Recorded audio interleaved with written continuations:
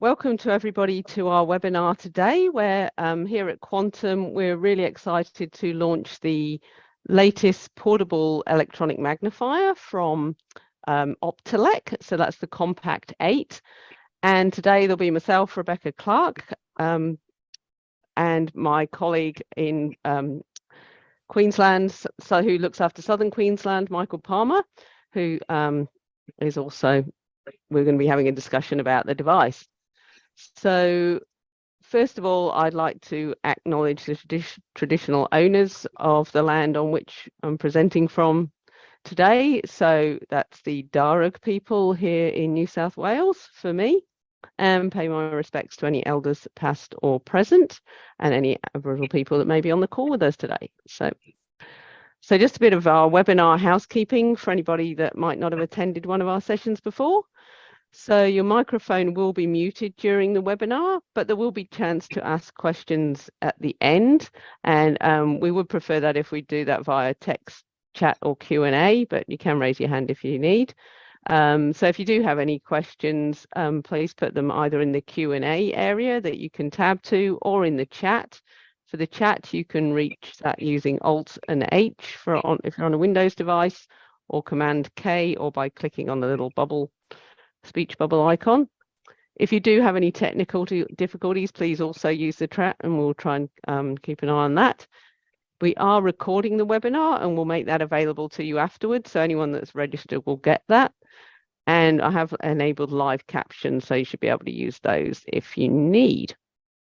So just a bit of an overview of today. So we'll do a bit of an introduction to portable magnifiers, and then a bit of introduction to the Compact 8 itself and some of its basic features.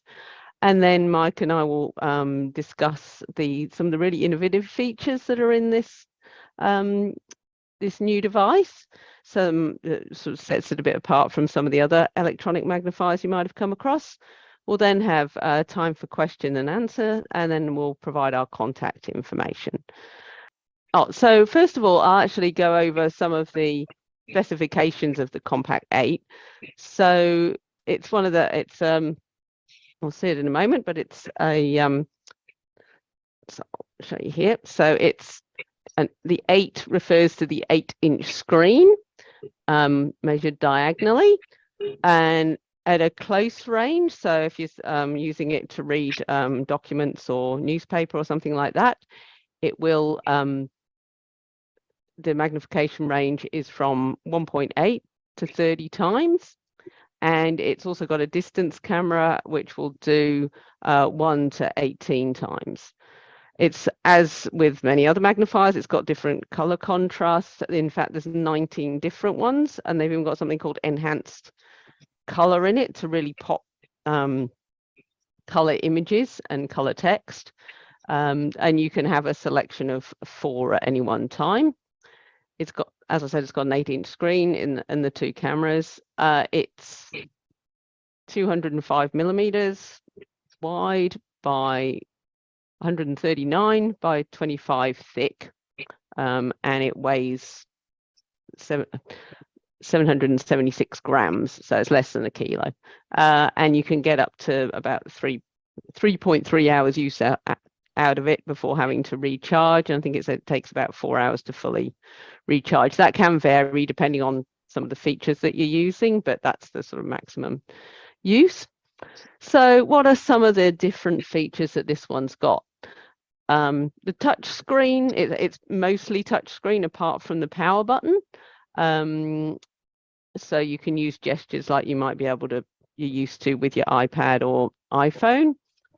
It has got the distance view. Now both of those aren't totally unique to the Compact 8, but they're some of its features. It has got a live panning mode, which will show, which enables you, so you don't have to move the device around so much. You can actually use your finger to move the document around when you've got it on the screen, whether you've taken a snapshot or whether it's just sitting there on your document. And all of those we'll be chatting to and showing you live in a minute. It's also got something they're called dynamic contrast, which is, they're saying is a patented option. So that is particularly useful if you've got things that are close contrast where even other devices might struggle, and it's still not particularly clear. It adjusts it on the fly, so to get the best possible contrast, particularly in things if you've got white and black or some of the high contrast color combinations. So it's also got the ability to adjust for light sensitivity. So we know a lot of people with low vision struggle with, if it's a white screen, it might be too glary and, photosensitivity. So you can turn the light sensitivity on and it'll adjust to the light conditions and dim the light coming from the screen. It's got lines and blinds, so you can focus your reading. It's also got an edge highlight, so you can put an edge or smooth the edge of text, and that I'll show later can be particularly useful, particularly things on like older books or things where the print is not so crisp and you might be missing little bits of the text at larger magnifications. So you can just highlight different things or show an outline. It's also got some features for people who are colorblind. So it will adjust the color contrast based on colors. So for example, if it's red, green color contrast, and anything that might be have those colors in it, it adjusts to something you might be able to see instead. And it's also got adjustable themes and language for the actual interface. So you can have it as a dark theme with white icons and text on a black background, or black on a white as the standard. And you can also adjust the interface language. So there's a number of different languages, including Chinese, Korean, French, Italian, I'll show you later, but a whole list of different languages. So it's easy to operate for anyone whose English might not be first language. So with that, I'll stop sharing and we can show you the device. So I'll just That's switch. pretty cool, Beck. Yep. So it's been a while since we've had anything new in this sort of area in electronic magnification, isn't it? Yes, yeah. And one thing I was going to talk about is Optelec have, I think they were one of the first companies that started having portable magnifiers, many years ago. We're talking probably over 20 years ago now. So and I think from memory, they were one of the first ones with the touch screen one. So we had things like the compact touch little 5-inch magnifier I've got there. We've got the compact 7, which people may well have seen, which is probably sort of predecessor or just that little bit smaller than the recent one. I think there you had one of the older devices as well. So people found one of these old things. yeah. So yeah, they've been, and yeah, it's the first time we've had, and I guess the it's a dedicated device. I know people use their phones and tablets to magnify things, but this way, it's a dedicated device. You've got all those high contrast options and things like that. It's a well-respected brand too, isn't it? It's been around for a long time. But now they're at the pinnacle of the latest in technology. Just when you think they could improve stuff, they come out with this thing. Yes. So whereas, but you might have had to compromise with, might be things you can't see. Some of these extra things might just boost it. So you can read those older books or a bit more easily and things like that. So so you want to have a look at the touch screen and we'll go through a few things. Yes. So I'll just turn it on. So the one button it does have is there's a little orange, I'll bring it closer, power button here. So we just hold that down for a couple of seconds and it'll pop straight on. It just has the Optelec compact there, and then the screen will come up, and I've just got it over a magazine here. I guess we've got to remember too, these things are almost like a computer in that it's got some processing to do. So when we turn it on, it takes just that little bit of time for it to start up. But I guess once it's on, it's easy to flick it into turn it off and on in like a standby mode. Standby mode, yes. So you can quickly, again, with the little power button, you can just briefly press that and the screen goes blank. Now that's not completely off, so we'll still be using a little bit of battery. But if I press that briefly again, it'll come straight back on. Okay. So with the touch screen, if I just tap the screen, hopefully you can see. Now, when you do unbox it, it's set in an easy mode, so you won't have the 3 lines and the clock feature there. So to get to some of those extra features, so they've got that, the easy mode. If you just want it as a with the colors and the size, then you can use it like that. But if you want some of the extra features, and we'd be able to help you with that, things like that. So I'll just adjust it so we've not got the light reflecting on it. So hopefully you can see there. So with the touch screen, I can do that pinch zoom and get it to enlarge and decrease. If I tap the screen, we've got a number of icons here. So on the left, I've got a minus, so, and on the right, we've got the plus. So that will simply take your size up and down, like a lot of different things. The second from the right is a color contrast one. So I can, this will take me through the 4 different plus the ordinary color that I've got. So I've got the enhanced color in here as well. So this is quite a pale text, so we can see it. I'll keep it on that at the moment.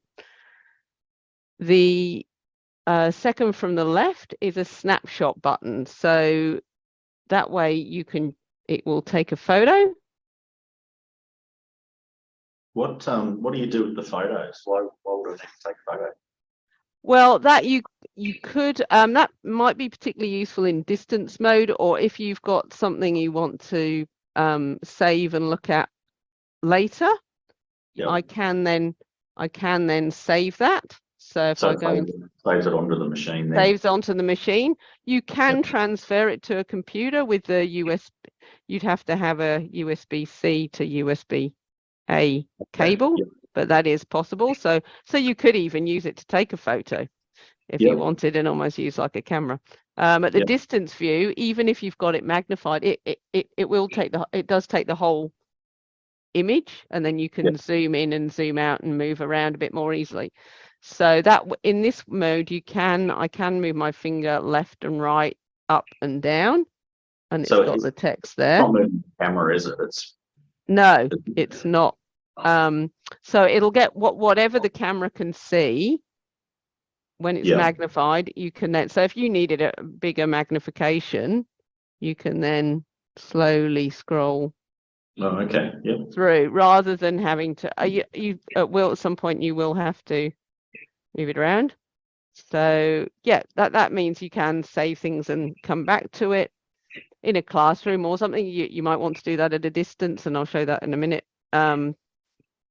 And then quickly grab something before it disappears, or might be a slide, a sign, or even just, if you're trying to look at a particular document, you need to have a further look at, what your bill costs or something, and you want to save it for later and go back to it without having to find the right spot again.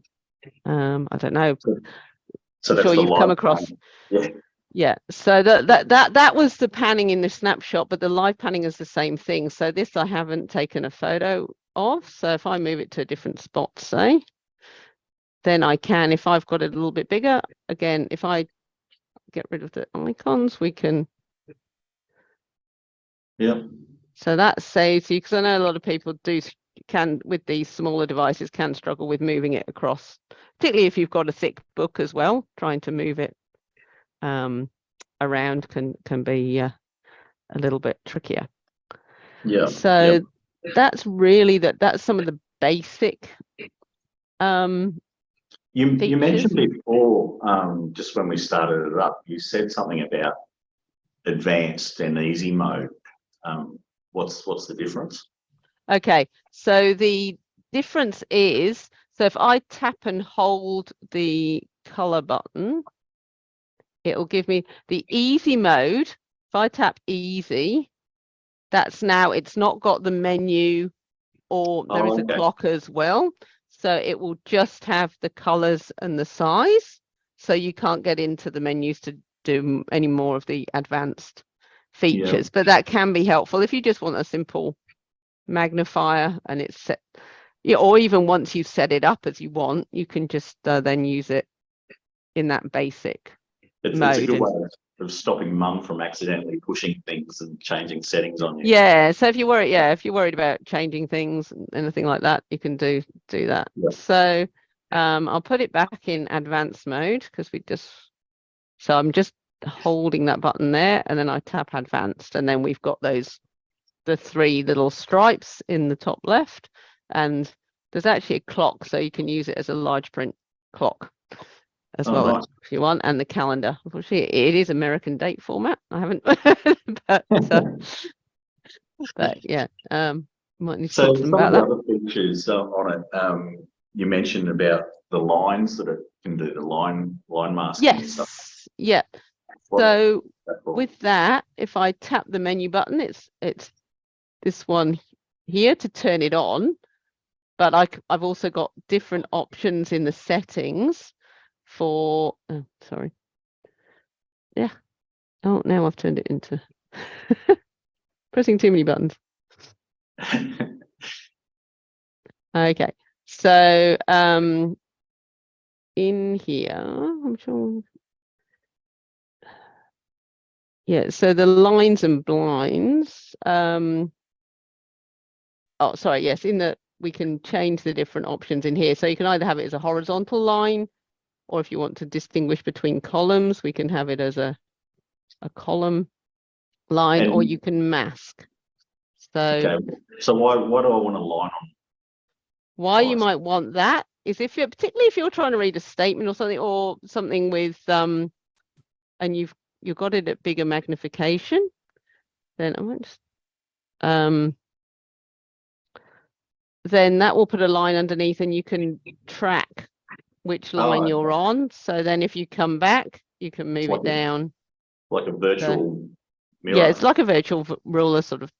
Yeah. Thing. So someone, I guess someone like that has macular degeneration with that central vision missing, it helps them to piece the line together. Yes. Yeah. And then if you're coming all the way back, particularly even, if you're trying to read a bank statement or something like that as well. One of the other options is to have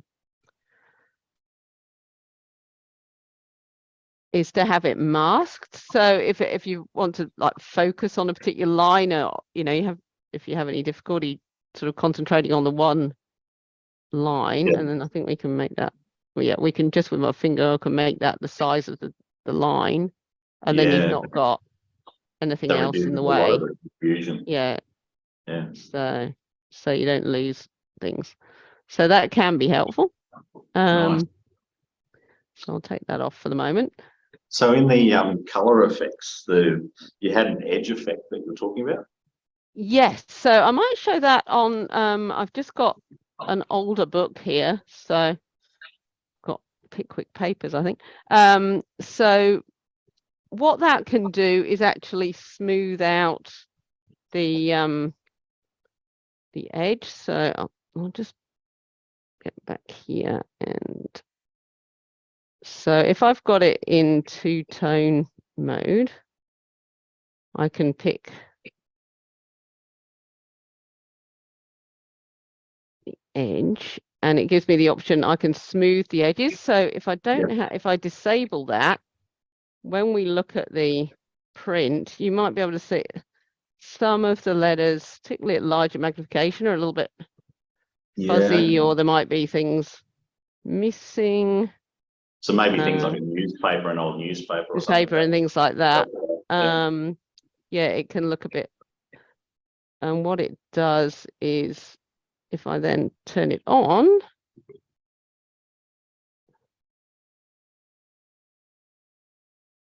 it will then smooth things out a bit. It's hard to, a little bit hard to show, but it does fill in some of those gaps in the, it makes it a little bit smooth around the edges on that older type print. So the other thing you can do, and again, it's going to depend on people's vision, you can highlight. So if I say this is going to put a pink highlight around everything, which might help things stand out a bit better for people. Oh, right. It's quite so yeah, it's something that, if we're showing things to people, sorry. yeah, it just brings it up a bit brighter. So again, if you're trying things, we can try these different options if the standard things don't work so well for you, or it just gives you that bit extra. So very nice. So yeah, the other thing that you mentioned before was the color blindness. This is something that's different that the other devices I haven't seen it in any of the other devices. no, It has color blindness assistance. yes, that can potentially help those with the struggle with color blindness. yes. So what does it do? What it does is, if we go into color blindness settings, it's got these blocks with a color and then gray. So if any of those look completely gray to someone, so there's 3 different types of color blindness here. So if I pick this one, for example, then it's going to substitute. I think this one, it takes out blue, and it will. I'll just find my page on here. It, to my eyes, so I've got something like, it's got a blue sky there. If I put it back into ordinary color.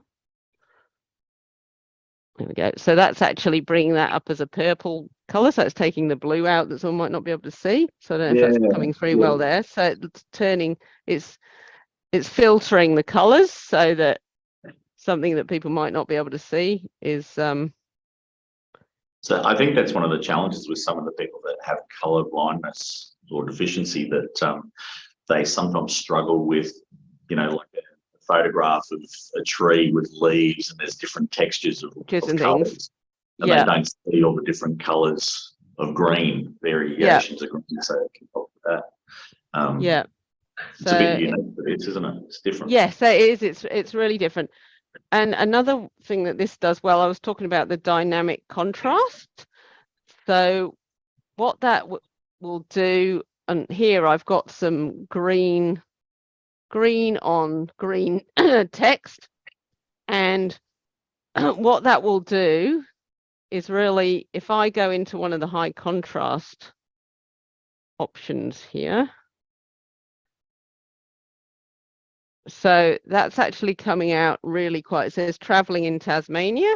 So with the normal color, that's fairly low contrast, whereas some other devices will even struggle with that, even with the high contrast. On the black and other, it's fine. But say, for example, this one, this one I've got to go through all the colors. If I have it on black and white.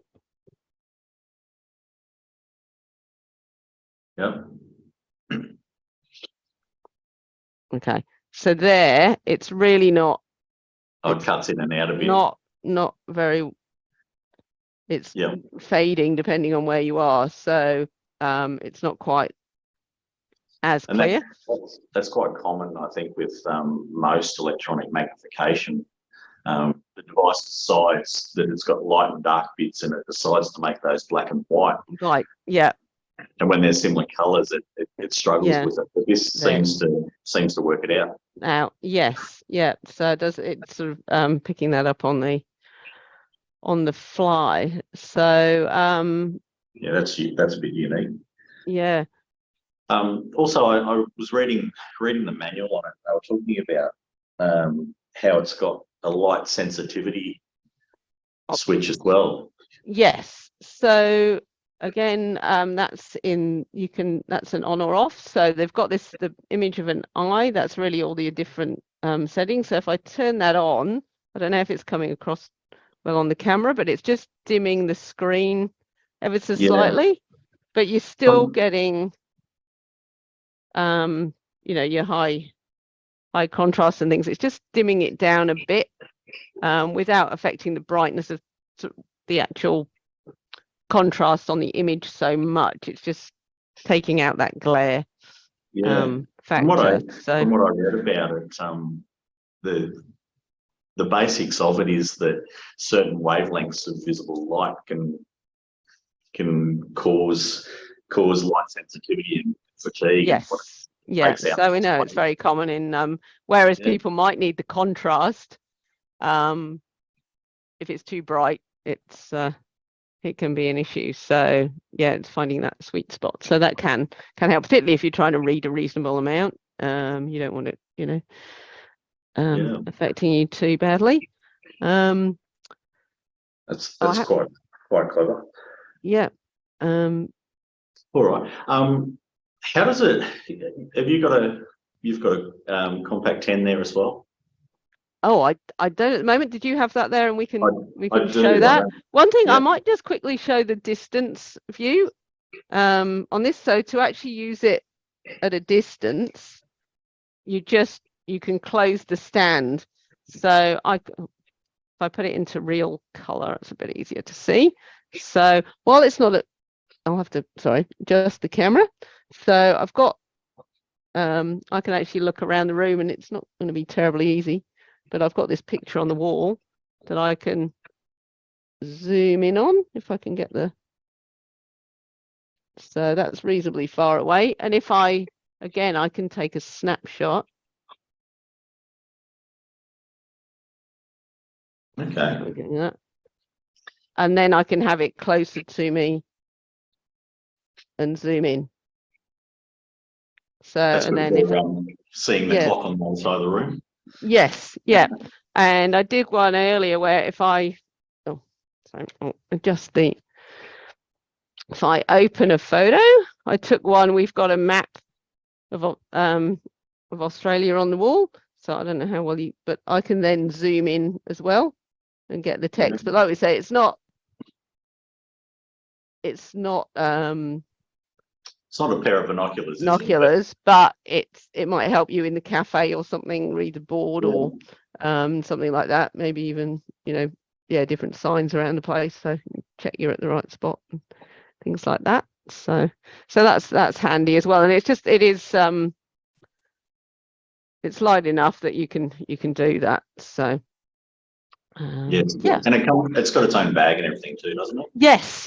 So thanks for remembering that. And to charge it, it's just a USB-C, so you don't have to worry about which way ports go around. I know a lot of things are going to that now, and then just the wall plug. So it comes with a nice little bag, which has even got room for the charging cable and things in there as well. So it's a nice little padded bag, even with a little handle that you can carry it around. So yeah, really quite light to take out and about. So yeah. So, not Louis Vuitton though. No. you could have your own Louis Vuitton bag if you liked, Mike. Put some sparkles on it. Nice. Yeah. So I've got the compact 10 right next to my compact 8. Yeah. I'm not sure you can actually see the size. Yep. So I'm just spotlighting your video there so we can see that. I'll just put mine into standby. Yep. So there's an obvious size difference between the compact 10, the big brother of it, has a couple of different features where it's got a fold-out camera that allows you to see things underneath it over here, which isn't on the 8. But then the 10 also does come in a speech version, whereas the 8 doesn't currently come in a speech version. So I guess that's one of the major differences between them. One of the other features that we probably didn't talk much about was the mirrorcast. And and I noticed someone's asked the question about that. So yes, yeah. So I guess the important thing to explain mirrorcast is that a lot of smart TVs have that ability where I can send video via a direct Wi-Fi link between the smart TV and the device. So it has a setting in there where I can just turn on that mirrorcast. And in my case, I've just turned it on the 10, so that whatever I have on my screen here, I've got it up on the big screen. Whatever I do here, it all works exactly the same. So, and that's on both devices. So it's quite quite a clever function to have that. Hopefully down the track, they may decide later on that with the 8, they might even talk about whether they get a speech aspect in it as well. But for now, they don't have that. No. So yeah, and with the Miracast, I guess there's just in the settings there's that option, and then on your TV you'd need to find, and again, if we was helping someone set this up, it's something we can potentially do, is it will then look for devices that have that option. So I know on my TV, for example, it's called AnyView, or it might be screen mirroring or something like that on your TV. Yeah. There's an option there for Miracast. So and then also just search for your TV or whatever your connection is and connect to it. Which is quite a simple thing. There are, and you touched on it a little bit earlier on, and there's a lot of different things with the settings that we can play with. We might actually just talk about that, because you've obviously got the dark theme, whereas I had the light theme on mine. So that's one of the settings. So it might be easier for people to see. Whereas quite often, what the buttons are this whatever option they've decided to put in, but having that dark one can be helpful.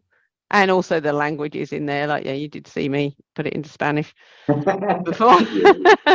But fortunately there's the icon, so it's easy enough to change it back again. We were ignoring that one.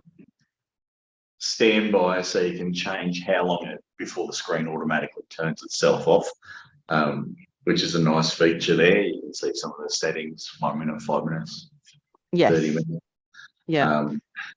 I really like the feedback sounds on it, that when I touch it I'm getting a sound. So it's registering that my finger is actually doing something. So which is nice. The volume on that's adjustable. So that's quite a nice one as well. So I think it's a well thought out device. And simple to use. What do we got in the way of questions? Somebody has asked, I think, how much does it weigh? It's 776 grams. So and does the Miracast work the other way round? Can a teacher cast a large screen onto a compact 8? I don't believe so. No, it's one way. One way. Realistically, we probably wouldn't want to do that, because you've got a nice big screen already. So making it smaller here is probably not an advantage. What I was getting back to the stand, because I was looking at this yesterday, and the stand on it is, I think it's actually metal. So really solid, they're well built. The manufacturing process on these is very it's really quite solid. So it's still not too heavy, but it's nice and sturdy. So someone has asked about the dimensions again. So it's 205 millimeters wide by 139 height, I suppose, and 25 millimeters thick. So, and 776 grams. So, and it comes with a fairly easy setup manual. So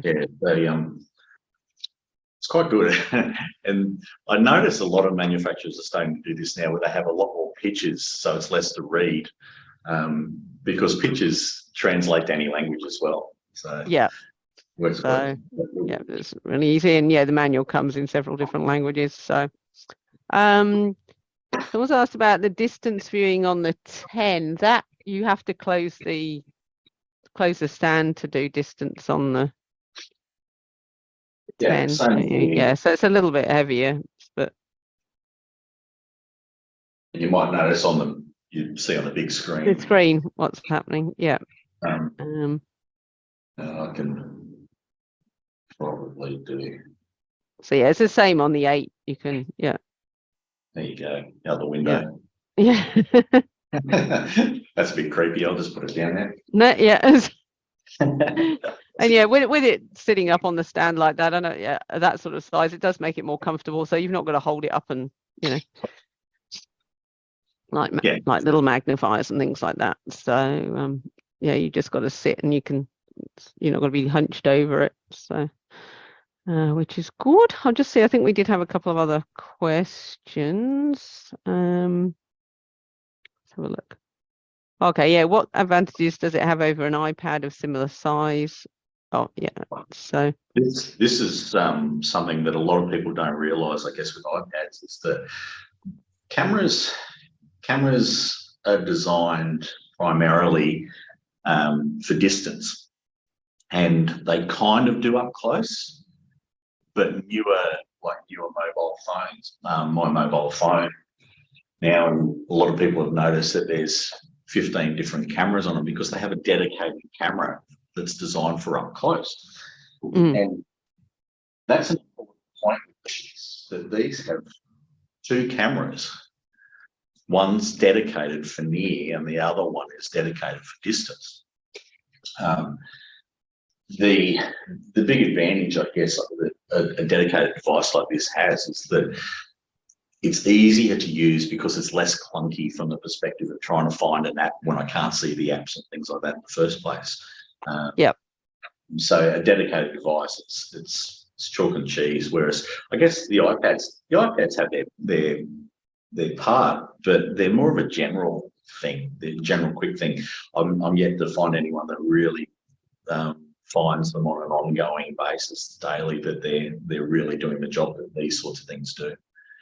Yeah, and it's much easier. I mean, while you can get your stands for the iPad and things, it's much easier to sit and scroll. And I haven't found many things with like all the different contrast features in the apps and things. So even if you take a picture, I think some do, but yeah, not quite to the extent of a dedicated. And it's offline. You know, if there's any concerns about and taking photos and things like that, it's one thing too is that with having a stand like this, and when I put it down on my page versus an iPad, one of the things that we've got to consider is that everything that's got an electronic camera on it has electronic automatic focus.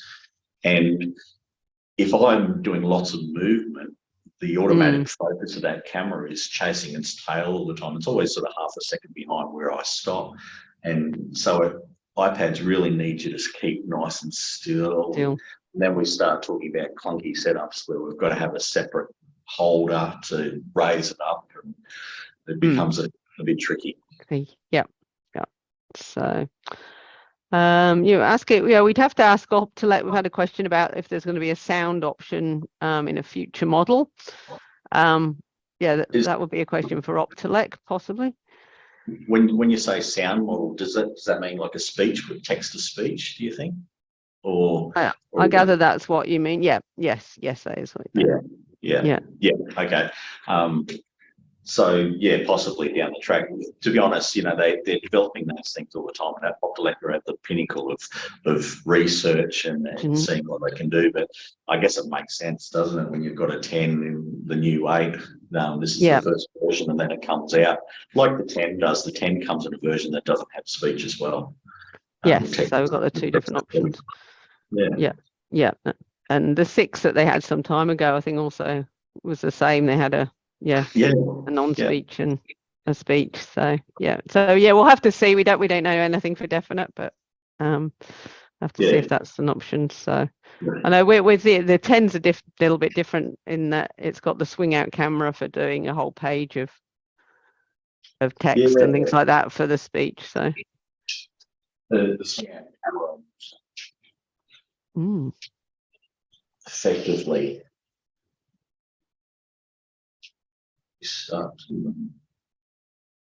got a lot of reflection here from lights over the top, but essentially it's the camera looking down here at the page below. So no, that's pretty nice. So yeah, I suppose that probably covers most of the different options. I think we've been through the main features. I think so. I think the beauty of it with the new device is that it's got a lot of new features that nothing else has got. And I'm sure that in 10 years' time that'll be the standard. But these are the first guys it's the kind of the Tesla of the electronic magnification market. So it's quite exciting. Yes, yeah, it is always exciting, and it's always exciting to have something to new to show with, yeah, like you say, these additional features. So I might just share our contact. Oh, somebody was asking, yes, of course, the price of the different options. So the Compact 8 is 2,500. The Compact 10 without speech is 2,750, and with speech is 3,100. And I should mention, like we do work with funding providers, as many of you may know. So NDIS, DVA, Job Access, Education. Yeah. So if anybody's looking, and we do have people, we've got our offices in Brisbane, Sydney, Southern Sydney, and Melbourne. Let's not forget Victoria. They'll be very upset with me.